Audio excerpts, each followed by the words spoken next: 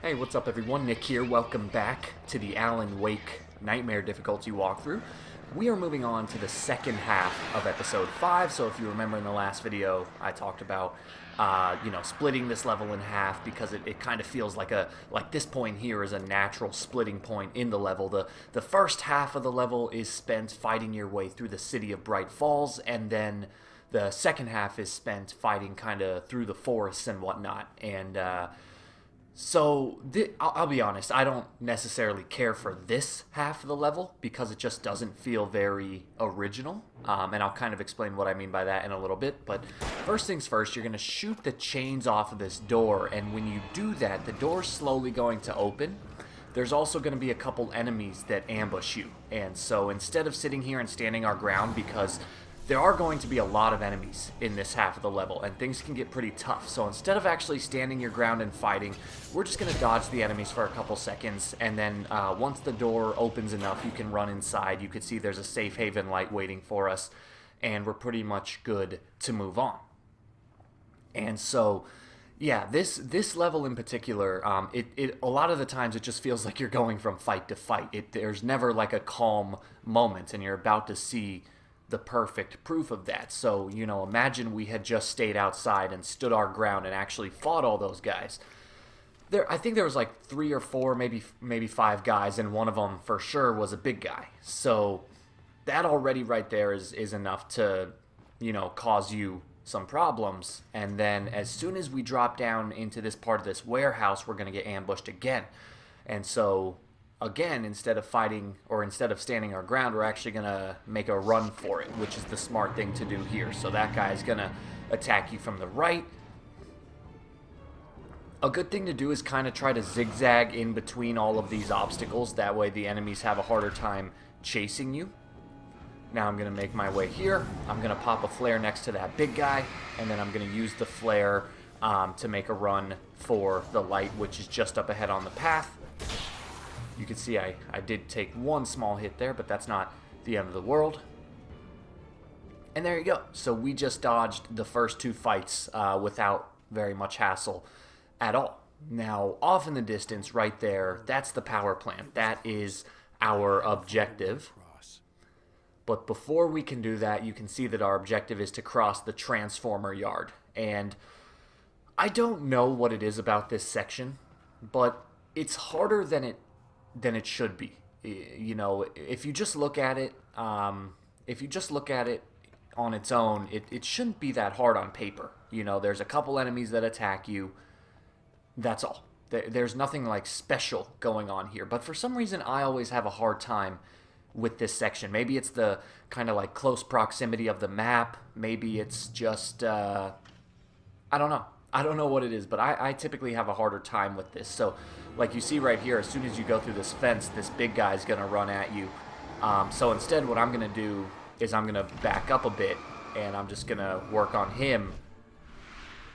This guy shouldn't be too hard because he's the only guy that you have to actually worry about here. And there we go. So 4 shotgun shells. Oh, nope, looks like I'm going to finish off with some pistol rounds. But that'll finish him off.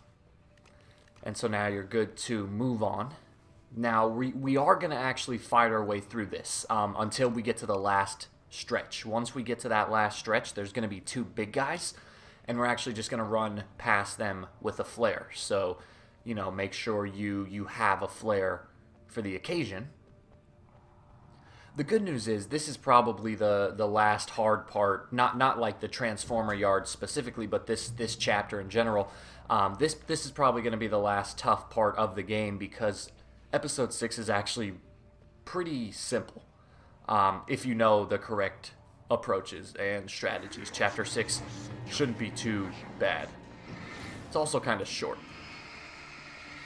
So anyway, these 3 guys are going to attack me, and I'm going to show you a little trick to killing this big guy. Now, sometimes it works, sometimes it doesn't. I tried to lure him over to me and then use the light to kill him immediately, and you could see that I actually was able to pull it off, but he was a little quicker than I anticipated. So he did get 1 hit in on me, but that's okay. But I would say only use that for the big guys. It's not really worth it to do it for the little guys because it is kind of risky because you have to turn your back to the enemies in order to flip that light switch. But you can see I'm actually going to try it again right here. So when you go through this gate, on your left is another big guy. And right there, I think that's what makes it hard is like there's all these fences, and every time I go to run away from an enemy, I end up like getting caught on the fence like you saw right there, and that's why I took that hit. But here I'm going to try again. You can see I was a bit premature, so I didn't actually catch him in the light. Not the end of the world, because, you know, you do get a checkpoint if you go inside of that light. But anyway, I figure at this point it's better to just take this guy out the old-fashioned way. So, here we go.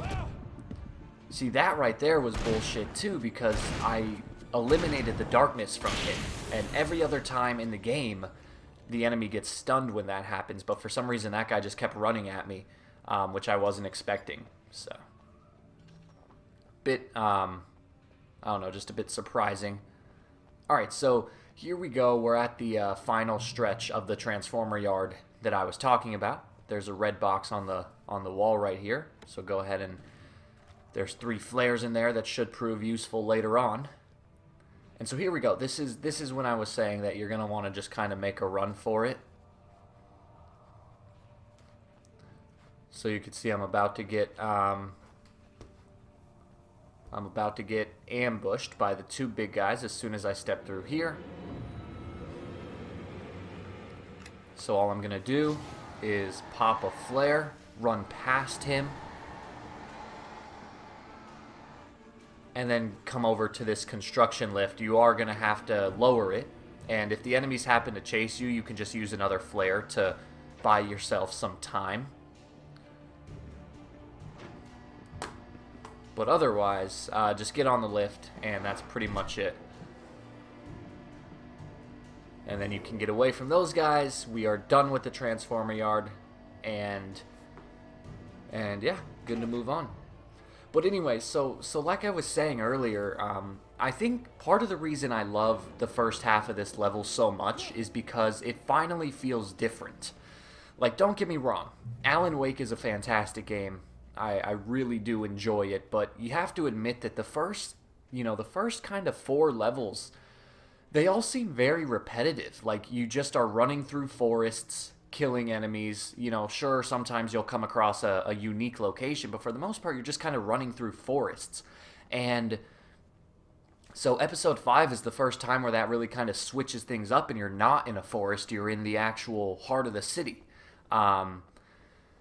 And so it just feels fun, it feels fresh, whereas now we kind of resort back to this where we're just kind of alone in the wilderness almost. I mean, not yet, we're still kind of on the banks of civilization. There's buildings and outposts and bridges and whatnot, but for the most part, the city is behind us. The fun of the first half is long behind us, so not to say that the rest of the game isn't fun, it's just that I really do enjoy, the first half of episode 4. And again, I think that's another reason why, episode 5. And again, I think that's another reason why I really enjoyed episode 4, like the farm battle and the rock stage battle and the travel lodge, because those were all new locations. It wasn't just endless forests. Alright, so you're going to flip the switch to start this bridge rotating. And once it gets to you, obviously you're going to hop on, and your first instinct is going to be to run across as fast as you can to try to get to the other side before it over-rotates. But it's actually easier just to kind of wait on this end of the bridge, because eventually you'll rotate, you know, to the end that you need to be on. So I'm just going to go ahead and dodge those first 2 flocks of birds. I'm going to keep my flashlight on them to, you know, keep them at bay. And you can see how the bridge is still rotating, so I'm just going to stay on this end of the bridge and let it rotate. Yeah, the first time I tried playing, and I think probably most people, their first instinct is to just sprint across the bridge and try to get to the other side, you know, while it's still, before it overshoots it in the rotation. but it's kind of hard to do. I don't even know if it's possible, like if Alan can sprint that fast, but with the birds messing with you too, it definitely becomes more dangerous. So I think it's worth it just to wait on that end of the bridge, and you should have a much easier time. Then you can go ahead and step into that building to get some supplies. And now we're going to come to a section that should be easy, but it's actually kind of hard. There's going to be a lot of enemies, and the helicopter light is going to help you out. So what you probably want to do is just stand in the helicopter light. But what I decided to do is I decided to stand off at kind of a distance. But you can see that for some reason the helicopter light really doesn't seem to be helping me that much. Like, I guess right there it did help with that big guy, but you can see here I have 3 big guys chasing me, and in hindsight, I probably should have just used a flare gun. I would have saved myself some time and some ammunition, but I don't often use my shotgun. I usually only use the pistol, and I have quite a bit of shotgun ammo to spare, so I figured, you know, why not? I'll just use the shotgun on these guys. But anyway, you'll come to a new clearing. Another wave of enemies will spawn. This time you can see I'm kind of actually standing in the light. That way the enemies get drawn to me. You can see, though, the reason that might not be a bulletproof strategy is because the enemies will still step into the light. You know, even though the light hurts them, they'll still step into the light, and so they still have the potential to hurt you. Now, the benefit here, of course, is that once they step into the light, their darkness will basically be completely eliminated, making your life easier in the fact that you can just, you know, pop a couple shots in them and call it a day. But in reality, I think it's one of those things that's easier said than done. Because you can see right now, I'm getting a little overwhelmed, which is why I had to pop that flare. I didn't have time to kill the first big guy, then I started focusing on the second big guy. And so now I intentionally kind of ran back to the helicopter light just to kind of make things a little safer for myself. And here we go. Big guy's down, and I think that's the last. I think that's the last wave of this fight, if I remember correctly. Yeah, so you're gonna go down the path and you'll see that the helicopter gets attacked by birds, so you can just dodge them. I don't know if you guys ever played the first Gears of War game, but there was this enemy in the Gears of War game called the Krill, and the Krill were basically these birds, these monstrous birds that only came out at night, and they were in such large numbers that if you stepped foot in the darkness at night, they would tear you to shreds in a couple seconds. You actually couldn't fight them. You just had to. There was this really fun level in the first Gears game where you had to stay in the light at all times, and I don't know, that was probably my favorite level of the game, actually. Anyway, this fight here, there's going to be another, quite a bit of enemies. I'm going to pop a flare to stall the first few. Then I'm going to kill this guy that's blocking my path. And then as soon as you jump down into the parking lot here, you'll be in the clear. So we are now at the power plant. I don't think there's any supplies in the parking lot, so go ahead and approach the large door, trigger the short cutscene, and we'll pick up right afterwards. Hold it right there! Miss Weaver! Cynthia! I'm a friend! Prove it! You knew Zane! Thomas Zane! You're the Lady of the Light in the song! You can help me! About time! Young man, I've been waiting a very long time for you. Alright, so there we go. That is Cynthia Weaver. That is a character that you might have heard a couple of times. I don't know if you recall, but we actually ran into her at the very start of the game. When we went into the Bright Falls Diner in episode 1, she was standing in there looking at this dark hallway, and she was like shaking. She was terrified. And then when Alan went to go step foot into the dark hallway, she said, "Don't go in there, young man." And Alan just, kind of drew her off as a crazy person. And so she just ended up saying, like, "Oh, you got lucky this time, blah, blah, blah." But yeah, she was in episode 1. Her name has been mentioned a couple of times. She is kind of an integral part of the main story. So, and of course, my cat has begun meowing in an effort to ruin my recording, so I apologize if you hear that dastardly feline. Young man, you're the one who likes to break I the swear the cat lives to interrupt my rules. commentaries. Kill switches outside. But it came to a point where I just stopped caring. It's not the worst distraction that could occur while recording. Although it would probably be annoying during a live stream. Or who knows, maybe people would like to see a cat in a live stream.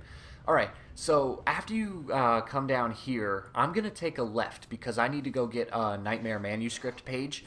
I am going to get attacked by 2 guys. If you don't go left, I don't think you'll ever have to fight these guys. But you might still, so either way, you should just kind of anticipate them. So here you can see the second guy. I can't find him. He's like on the other side of these electrical units. But there we go. He finally made himself visible. Shame on him for trying to hurt me. And now we're going to follow this path back here for the second Nightmare Manuscript of the level, I believe. There are 4 in this level total. I'd stumbled into this crazy world a little over a week ago. She had been living this insanity for decades.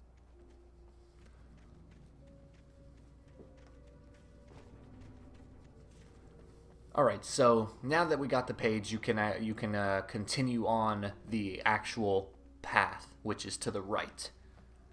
And this part's actually really easy. This is a part that seems like it might be kind of hard, but it ends up being very simple. Assuming you have about 2 flares. If you don't have any flares, this part's going to be a bit harder. You might have to resort to some flashbangs or something. But you're going to come to this little puzzle first and foremost. We have to get all 3 bridges extended. Very simple. I actually did make one mistake, so I'll make sure to point that out. But what you're going to want to do, you can see there's 3 units here. You're going to interact with the 3rd one. And now what I'm doing here, don't do this. So I interacted with the first one. Do not do this. So you can see I messed up. So I'm going to go ahead and just reverse that. And then I'm going to use the 2nd one. So to solve this puzzle, all you have to do is do the 3rd unit and then the 2nd unit, and that's it. Very, very simple. And if you happen to make a wrong move like I did, just press it again to reverse the action, and you'll be fine.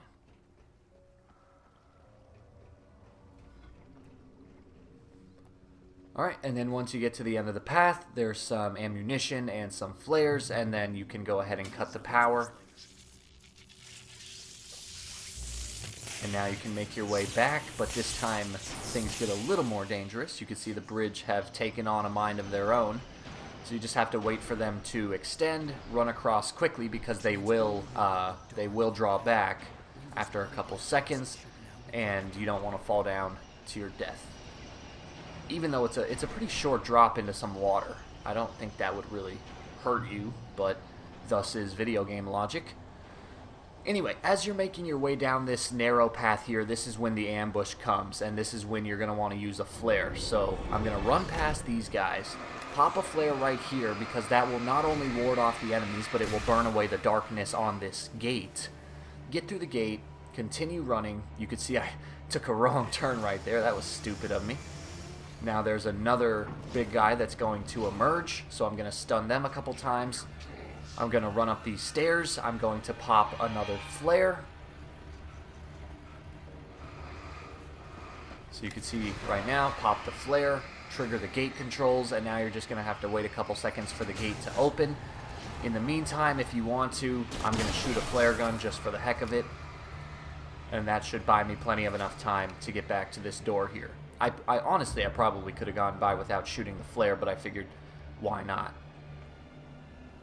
And there we go. We're back to the safe room, or the safe factory, or power plant, I mean. This way, young man. Follow me. Come, the pipe's empty now. We're ready to go. So go ahead and follow Cynthia. She's going to talk about the story a little bit, This way. We need to go. and then we'll get to the end. Tom and Barbara. I had such a crush on him. Such a beautiful man. I was jealous part of me that was maybe a little glad when she had the accident. That's nice. And then Tom started writing and woke the darkness up.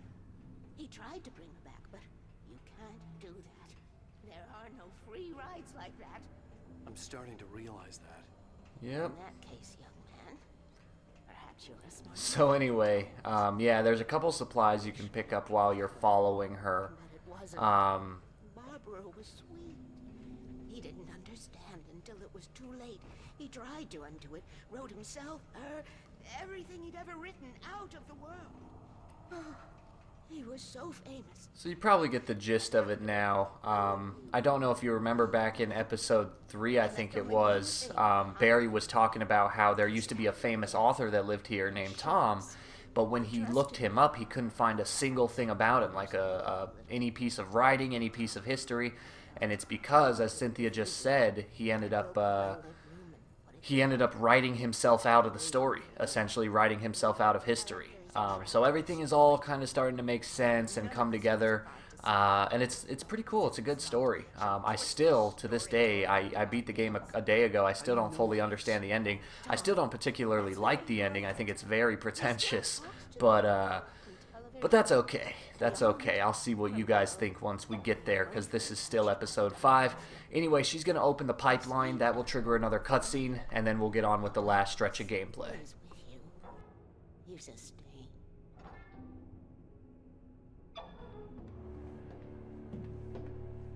This pipe will take us directly to the well-lit room. Okay, I need to call my friends, tell them where we're going. Hello? Al! Barry, we're headed to the dam in one of the pipes. Meet us there. Okay, I'll tell Sarah. It's Sarah now? Whoa! No! For the sweet love of... Barry! Barry! We gotta go see if they're okay. They're probably dead. You must reach the well-lit room. This is no time to be a selfish idiot. That's my best friend.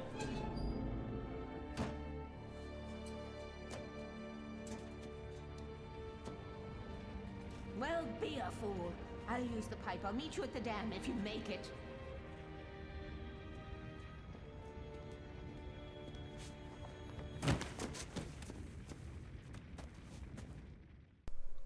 At least I didn't have to worry about her.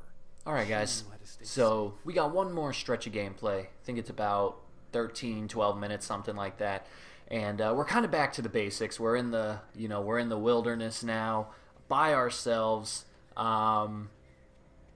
Yeah, this part, I don't particularly like this part of the level, but yeah, it doesn't matter what I like. We got to get through it either way. So you can see our objective is to reach the crash site. Barry and Sheriff Breaker went down because of these damned birds. So go ahead and fight them off for a couple seconds. Go away, Roman Warrior 325. You keep messing up my videos. And so you saw the video cut there. I got a checkpoint once I stepped into the light. Now this part here is completely optional. This is actually why I died the first time. I'm going to get a Nightmare manuscript, but before I do that, it's a lot easier. I found out the hard way, it's a lot easier if you kill the birds first. So that's why I'm just going to kind of stand here for a couple seconds and make sure I do, in fact, kill all of the birds.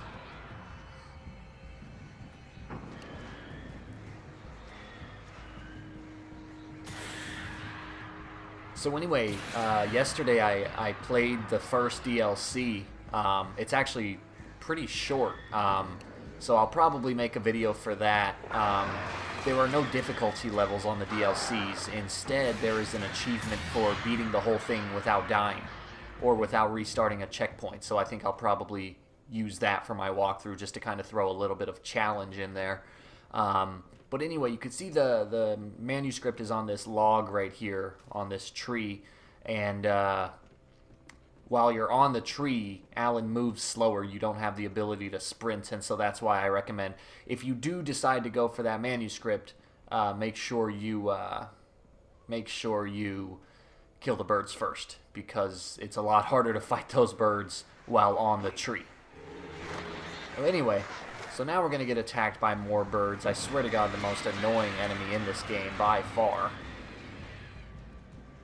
And now I'm going to kind of make a run for it because I just got to get up this hill here and then my life will be easier because you can see we are now at the crash site.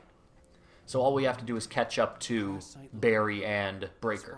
And if you recall from our time in the first half of this level, the enemy, or sorry, our AI in this game are actually very helpful. They do a really good job at shooting the enemies for you. So you can imagine that, you know, in the first half of the level we had Sheriff Breaker helping us out, and that was really helpful.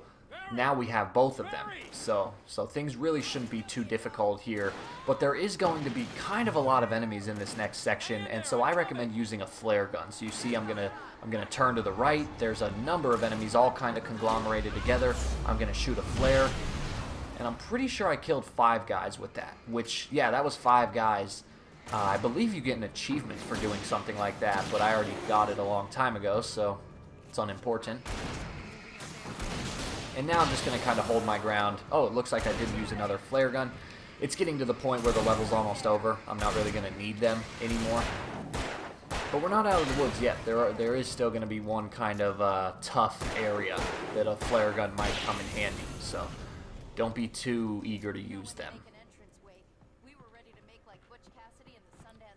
I gotta say, there's a couple videos that I have in mind that I kind of am thinking about doing strictly for the sake of getting the achievements. So one game is Uncharted 3. In Uncharted 3, I got the Platinum Trophy, but there's one trophy I haven't gotten, and it's for doing a speed run of the game. You have to beat the game in under 5.5 hours, which really isn't that hard. It's just a matter of taking the time to sit down and do it. So I was thinking about making a video out of that. And then the same thing goes for Alien Isolation. If you remember a few months ago, I did an Alien Isolation Nightmare difficulty walkthrough, and I actually only have one more achievement left in that game, which I never attempted, and that is for beating the entire game without dying. Which, again, there's apparently like a little trick you can do with the saving feature to make that not a problem. It's just, again, taking the time actually sitting down and doing it that is causing me problems. Anyway, this part here, it's you're actually just gonna run. Let Barry and Breaker handle those 2 guys, and you can just run. And I think this is kind of a bad thing from the developers, because you would think that if you run away, that the enemies would kill them and you would like automatically lose the mission. But you could see that once you pass through that light, they'll just follow you, and the enemies just disappear. It's kind of unbelievable that was allowed to happen. Yeah, you could just completely leave Barry and Breaker unattended, and they'll do all the work for you, and you could just make a run for it. It's a very good thing to exploit. Anyway, now while we wait for the elevator, we're going to get attacked by a few more enemies. I'm going to throw a flashbang because there's 3 enemies kind of grouped together right there. Keep an eye on the left side here. Enemies like to try to flank you and sneak up on you from this direction, so just be kind of aware of that. But all in all, this fight's actually not very hard. If you need to, if you get overwhelmed, just pop a flare, throw a flashbang. You know, there's plenty of things you can use. You can see I'm about to throw another flashbang, actually. That'll kill about 3 or 4 more guys. You can see Sheriff Breaker is over there kind of doing her own thing. Luckily, we don't need to worry about her. That big guy almost got me. That was a little lucky. Let's go ahead and finish him off, and I believe that'll be the last guy I have to kill, because more enemies are going to approach, but the elevator should get here before I have to worry about them. So, here they come. Oh, maybe I do kill this guy. Yeah, so I went off to kill him, and then the elevator got here, so I'm going to abandon the fight. Just run inside. The 2 characters will follow you. The elevator is obviously well lit, so there's nothing to worry about in that regard. And yeah, so we are now, we're getting close. We're getting close to the end of this level. Also, we're getting close to the end of the game. Something to fix this. Gee, did I gotta say, I gotta say thank you. I was pretty excited to see that this game is doing a lot better than I thought. You know, given the fact that this game is so old, usually when I do games like this, the view count's not very high, and the viewer engagement isn't very high, meaning there's usually not a lot of comments, but that has not been the case in this. That has not been the case in this walkthrough. The first video of the walkthrough actually has, I think, over 200 views, which is crazy. Again, just considering how old the game is. And then, of course, the other game or the other videos have about anywhere from 100 to 50. So it's pretty cool. I'm glad you guys are enjoying this one, and I'm glad to be seeing some comments. And I actually just yesterday found out some pretty cool news. My Call of Duty walkthrough, the most recent one for World War II, you know, I only did that a couple weeks ago, and that was a walkthrough I did because I had time. You know, I had a couple off weeks in school. I had time to do it. I really didn't think much was going to come of it because Call of Duty is such a popular game that I figured, oh, no one's going to find my walkthroughs or anything. But it turned out that I was the first person to finish a walkthrough for it online, and so I actually just looked at the walkthrough the other day, and in total, the entire walkthrough has almost 40,000 views, which is just insane because I did not think anything was going to come of that game. So obviously that really helped the channel. 40,000 views equals about $40, assuming every view gets, or every 100 views gets $1. But yeah, that was really cool, and so I might as well just take this second to thank my friends Chris and Greg. I don't know if they're watching this. They're probably busy playing Resident Evil 5, so maybe they're not watching this, but anyway, I gotta say thank you to them because they actually donated to the channel, which allowed me to purchase Call of Duty. So without that, I might not have bought the game, and you know, I would have been 40,000 views less. So it's really cool. That's a really cool thing. Anyway, we are now separated from Breaker and Barry, and this part is actually pretty tough. You're gonna come to this area with a lantern, and you're gonna get ambushed by a lot of enemies. And on Nightmare mode, it's really hard to actually kill all of them because they have a lot of darkness possessing them, and this light tends to burn out really quickly. So what's going to happen, the problem here is if one enemy gets close to you, you're screwed.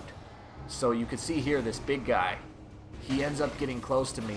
I can't get him with the lantern anymore, so now I have to get out, and I have to kill this guy the old-fashioned way. And then, of course, by doing that, all of the other enemies in the area are going to be able to rush me, and you can see now I'm just kind of screwed. Now I'm getting overwhelmed. I'm wasting all of my flares. There goes my flashbang. I'm gonna hop back onto the lantern and try to finish the job. And it looks like I ran out of lantern juice right there. I still have a number of enemies, so I'm in a pretty tough spot. I got 3 big guys chasing me, so I'm going to go ahead and resort to using a flare gun. First one, of course, I missed. That's lovely. So here we go. Let's try this again. That one connected. I just killed 3 big guys, and now I can finish the job with the little guy. But yeah, so you could see that, you know, the intent of this section is to just kill everyone with the lantern. And on lower difficulties, that's a very easy thing to do. But on higher difficulties, it becomes pretty difficult. And so you might have to just leave the lantern alone and finish off those guys with your own resources. Which again, you know, sucks because you got to use your resources, but that's just how things go sometimes. Alright, so now we're good to make our final run. We're basically done with the level. I think we're done fighting enemies. We just got to kind of make a run for it. So, unfortunately, as you've now discovered, Alan is the worst runner in history. He's an out-of-shape author that probably smokes and drinks more than he should. So, or I don't know if he smokes. I guess I don't have any evidence that he smokes, but I know he drinks. So, that's not good for you either. Alright, so just keep on keeping on. nothing real here. Like no real threat. This is all kind of more dramatic than needed. You can die here.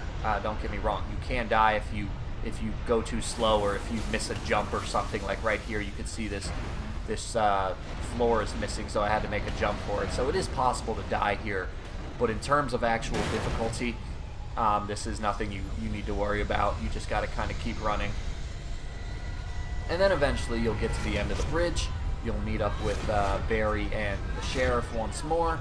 You'll get into another elevator. There is our good old friend Cynthia Weaver. And that will mark the end of episode 5. So all you're going to do is ride this lift down. You'll come to another room. And once you open the door to that room, you'll be done with the level. No shadow in the well-lit room. The power is fail-safe. All the bulbs are numbered and changed regularly based on their make and model. Anyway, guys, I want to thank you for watching. I hope you enjoyed this video. Hope, again, that you've enjoyed the entire walkthrough. Only one more video to go, which is episode 6. Episode 6 is kind of short. There's a lot of cutscenes involved. But anyway, guys, go ahead and watch the ending cutscene, and I'll sign off at the end. Take it, and I won't need to worry about the room anymore, because 6 and 33 and 118 need changing soon, and I don't want to climb up the ladder to change them because it's very late, and I'm tired. And if you take it, I won't have to do that anymore. The page was autobiographical, a memory from my childhood. But I didn't write this. It was a page written by Thomas Zane.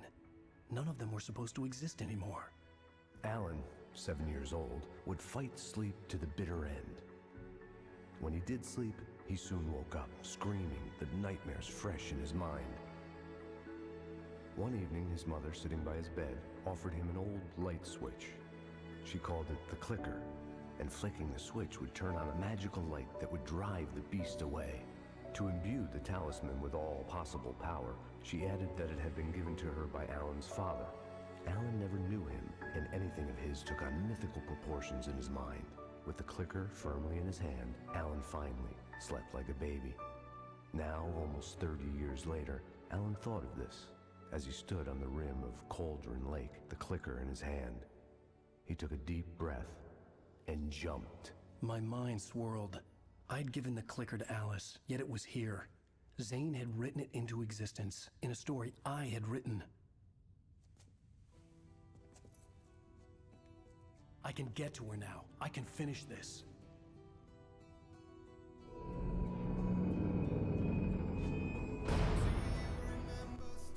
Alright guys, as always, thank you for watching. Hope you enjoyed. Like and subscribe if you get the chance. Let me know what you're thinking of the walkthrough so far. Are you sad to see it almost over? Do you want me to play the DLCs?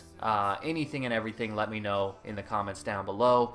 Yeah, that's it, and I will see you in episode 6.